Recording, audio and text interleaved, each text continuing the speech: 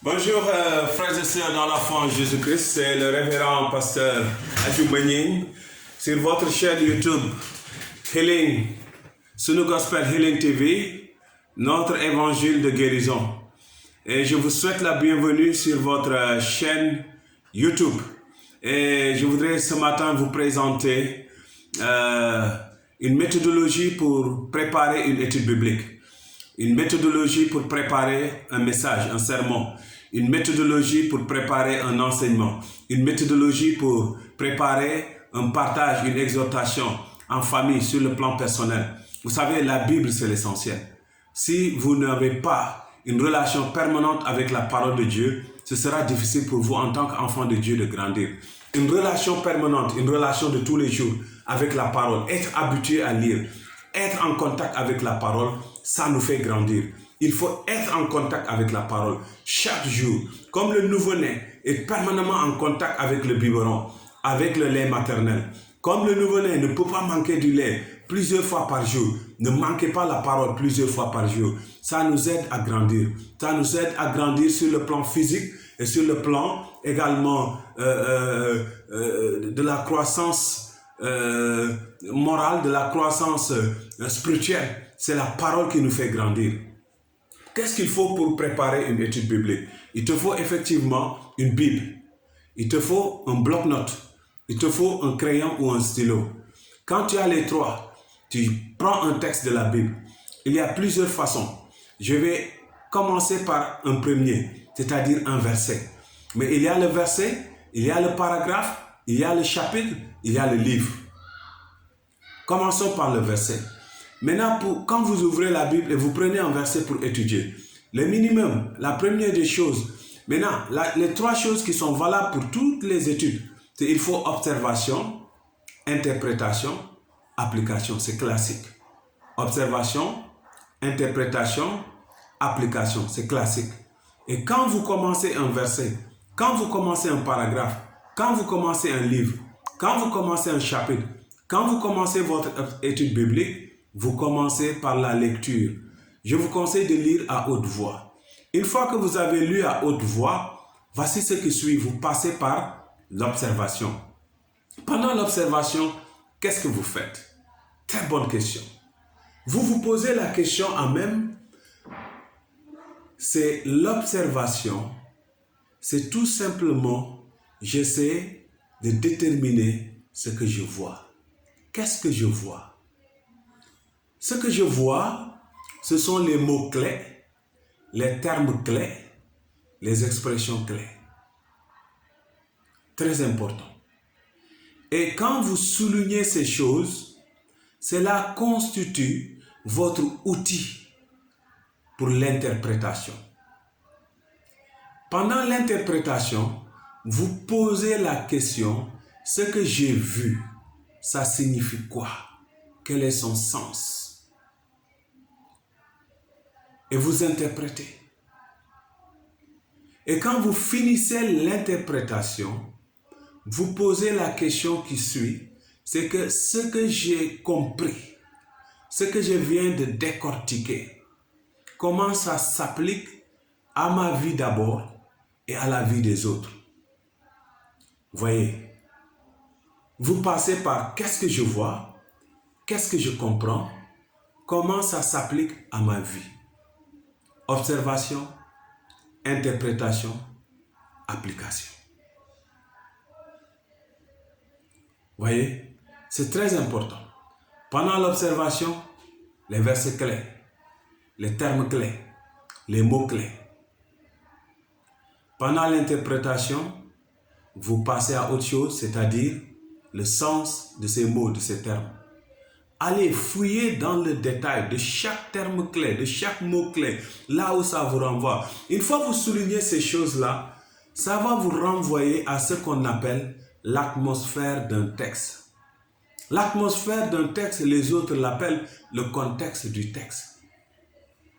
Le contexte, c'est ce qui vient avant et ce qui vient après. Ça détermine l'atmosphère du texte. L'atmosphère du texte vous renseigne sur le texte, sur le verset, sur le paragraphe, sur le chapitre. Parce que chaque verset est dans un paragraphe. Chaque paragraphe est dans un chapitre. Chaque chapitre est dans un livre. Chaque livre est dans la Bible entière. Donc, il y a toujours un contexte qu'il ne faut pas oublier. Le contexte nous aide à se déterminer. Alors, comme je disais, je ne veux pas faire trop de théorie, mais je vais prendre aussi de la pratique. La pratique, par exemple, avec Actes chapitre 1, verset 8. Jésus parle et dit, « Mais le Saint-Esprit descendra sur vous. Vous recevrez sa puissance et vous serez mes témoins à Jérusalem, dans toute la Judée et la Samarie, jusqu'au bout du monde. » Pendant l'observation, je vois ici le premier mot, c'est « mais ». Et « mais », il est important. Parce que le « mais » est un contraste. Le « mais » change de direction. Donc quand je vois « mais », je sais que ce qui vient avant est un peu différent de ce que je vais poursuivre. Parce que le « mais » change la direction. Donc je vois qu'est-ce qui se passe avant. Je regarde le livre des Actes. Donc je remonte au début du livre des Actes. Et quand je remonte, je vois que ça commence par « Cher Théophile ». Dans mon premier livre, j'ai exposé tout ce que Jésus a commencé de faire et d'enseigner jusqu'au jour où il fut enlevé au ciel après avoir donné par le Saint-Esprit ses instructions à ceux qui s'étaient choisis comme apôtres. Et puis vient la suite. Je commence à voir, parce que même si je fais le contexte, si je veux prendre l'atmosphère du texte, je procède de la même manière, l'observation. Très important, l'observation. Et ici, je vois que l'observation ici, ça commence par « cher Théophile ». Donc, le mot « Théophile », si je suis un bon lecteur de la Bible, me renvoie à quelque chose. Il me renvoie à l'évangile de Luc. Parce que je réalise que j'ai déjà connu ce nom quelque part. Et c'est où? C'est dans l'évangile de Luc. Et quand je retourne, parce que je suis en train de faire l'observation et je veux avoir tout le contexte, je dois retourner pour voir qu'est-ce qui se passe. Et je vois, dans Luc, il est écrit au chapitre 1, verset 3, « J'ai donc décidé à mon tour de m'informer soigneusement sur tout ce qui est arrivé depuis le commencement et de te l'exposer par écrit de manière suivie, très honorable Théophile. » Alors, dans l'évangile de Luc, je trouve le nom de Théophile, mais ce qui est frappant là-bas, c'est que Théophile a un qualificatif très honorable Théophile. Mais dans le livre des Actes, le qualificatif honorable, excellent Théophile, a été enlevé. Qu'est-ce qui s'est passé entre-temps? Voyez, l'observation élargit mon champ de vision. La recherche du contexte enrichit mon texte. Je dois savoir qu'est-ce qui s'est passé. Je ne suis pas là pour étudier, mais je peux me dessiner des perspectives et enrichir mon étude.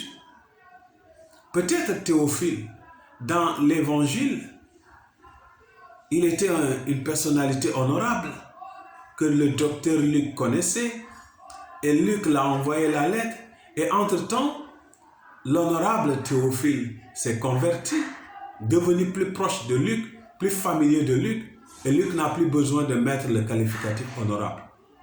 Ou bien, l'honorable Théophile s'est converti entre-temps et qu'il a perdu sa position, il a été persécuté parce que nous sommes dans le contexte de la première église qu'on appelle l'église primitive.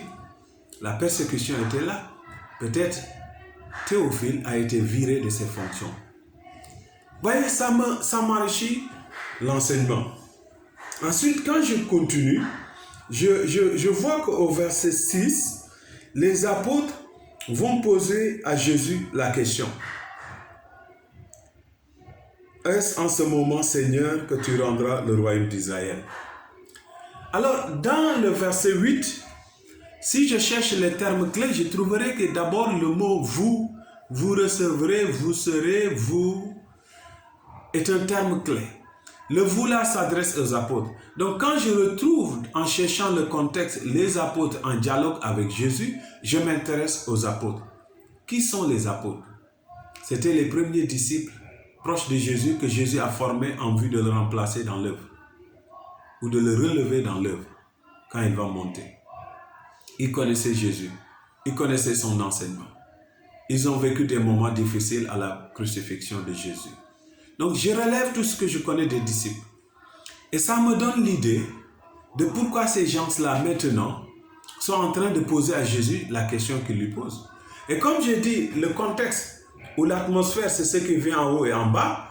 Quand je descends au verset 9, je vois que après ce mot, ils le virent s'élever dans les airs et un nuage le cacha à leur vue. Donc l'atmosphère, le vrai contexte de ce débat entre Jésus et les disciples et la promesse du Saint-Esprit dans le verset 8, c'est que Jésus est en train d'être enlevé au ciel. Donc l'atmosphère, c'est l'ascension de Jésus. Donc bien-aimé, je voudrais que tu comprennes cela et que tu puisses mettre l'atmosphère. Une fois que l'atmosphère est bien établie, le contexte établi, tu comprends maintenant que Jésus est dans un temps de montée et les apôtres voient leur maître leur laisser en train de partir. Les apôtres lui posent la question, quand est-ce que le royaume viendra? Jésus dit au verset 7, ce n'est pas à vous de connaître. Il les répond négativement. Et après les avoir répondu négativement, ce n'est pas à vous de connaître. C'est là qu'il fait la promesse de la venue. Donc, le verset 7, où il répond négativement, où il dit aux apôtres, il leur répondit, il ne vous appartient pas de connaître le temps et le moment que le Père a fixé de sa propre autorité. La réponse est négative. Ils sont déjà inquiets, ils posent une question, il les répond négativement. C'est après la réponse qui est négative qu'il dit « mais ». Voyez, c'est ça tout le sens du « mais ». Il change de direction. De quelque chose de négatif, le « mais » intervient et il amène une promesse, le Saint-Esprit. Maintenant, dans l'étude de fond, vous allez voir que le Saint-Esprit viendra dans un temps qu'eux, ils ne connaissent pas. Vous allez voir que le Saint-Esprit, c'est une puissance qui doit descendre sur eux. Et ils ne peuvent pas faire autre chose que de rester sur place jusqu'à ce que la puissance descende. C'est une fois que la puissance descend qu'ils vont être des témoins. La relation de cause à effet.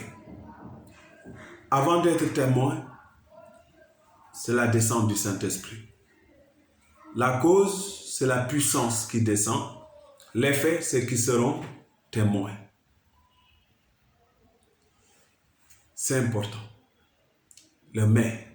Je suis toujours dans l'observation. Je ne suis pas encore dans l'interprétation. Donc, je voudrais vous donner rendez-vous la prochaine fois pour poursuivre sur cette étude. Et la prochaine fois, je vais commencer maintenant à voir comment interpréter